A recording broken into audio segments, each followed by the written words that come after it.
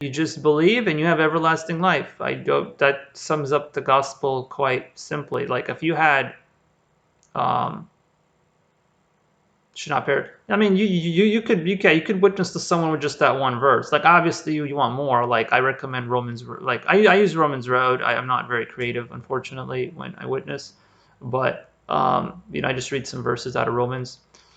But these days, though, that I don't know how well that these days people are very scholarly and have a lot of education. So now you have to learn science and philosophy in order to witness to people. You need to know all these you need to know all these high things, so you can like talk on their level and tell them why all the philosophers are wrong. And you do need to know science. That's just a reality. 100 years ago, that it wouldn't have been.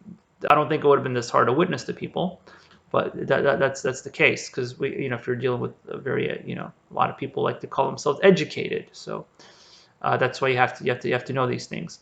And then of course, if you go to the mission field, you might go to a country where they don't even understand God at all. So you might have to start from the beginning. Like in America, people at least understand God, the Bible, in some general idea. Some of these countries, like they might not understand the Bible at all. They might have a glimpse of or idea of what Christianity is, and then you might have to go a little deeper and talk about from the beginning. Like, well, in the beginning, God created the heaven and the earth.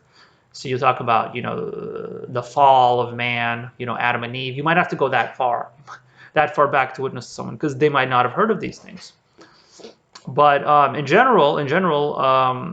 this one verse, it sums everything up.